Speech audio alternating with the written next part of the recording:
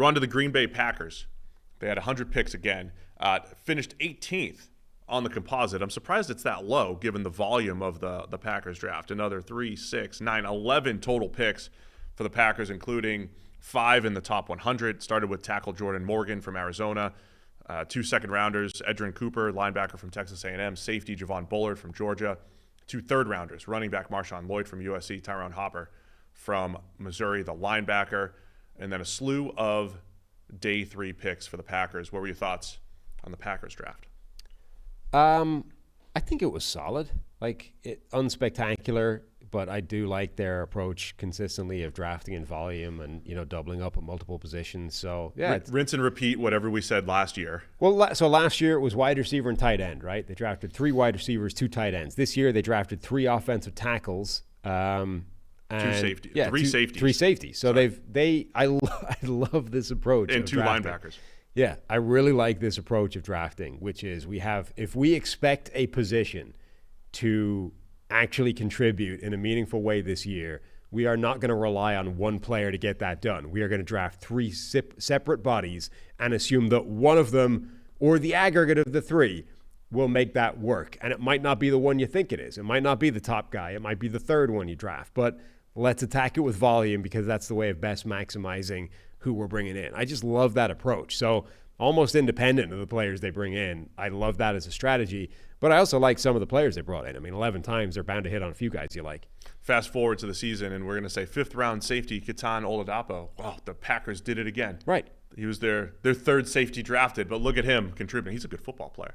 I really liked their 2 second-rounders. Edgerrin Cooper, I thought, was the best linebacker in the draft from Texas A&M. Javon Bullard, the safety/nickel from Georgia. I think he could play multiple roles. I think he could be Cooper Dijon light, I guess, as far as role and what he's able to do. I think Bullard was one of the better safeties in the draft anyway, in a very weak safety class. As far as Cooper goes, I think he's big. He plays the run extremely well. He reminds me of Jack Campbell as a prospect who the model really likes. The production is there. The size is there. But just like Jack Campbell, when I watched the film, I liked most of it. Then there was a couple plays where I'm like, oh, man, if he's in space against a shifty running back, there were some ugly plays in there for both Jack Campbell in college and then for Cooper. But I'm okay with that. I think Cooper's pretty good from a coverage perspective as well. And he was, Chris mentioned it on the broadcast, Cooper was amazing at spying quarterbacks. And it's a very specific skill. I think we said this about JOK a couple years ago with the Browns, like the type of athleticism to be able to spy, but it's just an added weapon, game plan, added weapon. And then I always look at the division. The only guy that you might have to consider that for in this division is Caleb Williams now with the Bears, but just something else to keep an eye on with Edgerrin Cooper and the Packers. But I thought both of those second-round picks very good for Green Bay. Yeah, I really like Bullard in particular. I think that's a really nice pick for them. I think Georgia, I've seen people say that the opposite is true. I think Georgia used him in a really good way last year. Like, they had him as this sort of hybrid. Who said he wasn't used in a good way? I forget who it was, but I saw somebody saying it might have been John Ledyard, maybe. I don't want to besmirch the man's name if it wasn't him. But sorry, I haven't seen this analysis. So. But I think that they used him as this sort of hybrid, big slot off slot coverage / sort of robber safety, where he wasn't playing deep in the middle of the field. He wasn't playing right up at the line of scrimmage. He was playing in the half space and covering the slot from 10 yards depth, that kind of thing.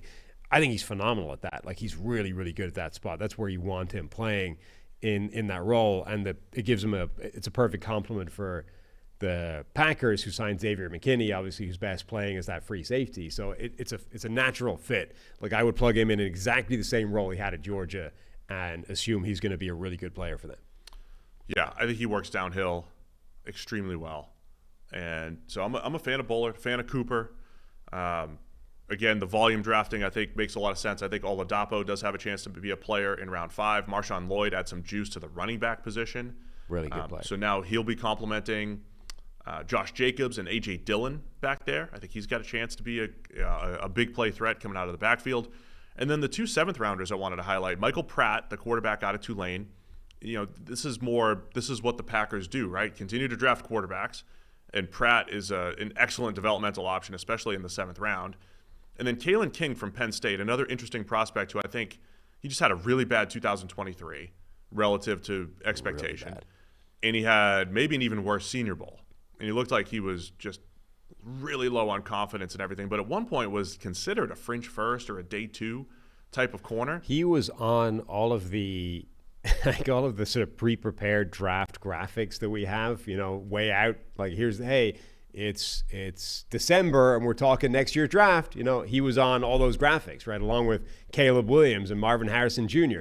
Kalen King was on there. And then at some point it's like, okay, he's having such a crappy year, we probably need to take him off some of the graphics. He's not going to be, a top 50 player on the big board. So for whatever reason that happened, you get him at pick 255. I mean, I'll take that. Yeah. I would just say, yeah. Can you get him as a reclamation project? With what we know about, the volatility of coverage and cornerback play, taking any corner that has shown really high end play at some point in their college career and has then had a terrible season to like torpedo their draft stock, for a 7th round pick, you give me all those guys. So there we go. I think I like to me, that's the value of having all those picks. Now, again, Jacob Monk and Travis Glover, both tackles Monk's more of a tackle, maybe an interior player, but both of those guys, they've got a lot of developing to do, but King's at least shown something in the past and feels like, absolutely, let's take a flyer on that. Michael Pratt, let's take a flyer on bringing the quarterback in. That's the benefit of the volume drafting, is you get to diversify that portfolio with some upside type of players or guys that just dropped for various reasons. Mm-hmm. Any other thoughts on the Packers draft? They brought in a whole suite of special teamers in undrafted free agent world, including a long snapper, Peter Bowden from Wisconsin. You got to go to the FCS for your long snappers. No, you do, because just an average grade, 66.8. Do we have time to snap in He's not the Cheeseman, but do we have time to snap in the long snapper report? You do not. No, we should have time. You, in fact, have not done that. We do track the time. It doesn't love Peter Bowden. So look, you're right. You need to go if you want the real cream of the crop. You got to go either to Virginia or to the FCS. That's what the data is saying this year. NFL, you all have Ultimate. You all have access to this. You got no more use for the Packers like me? I think I'm out with the Pack. So Marshawn Lloyd, we just kind of glossed over. Discuss.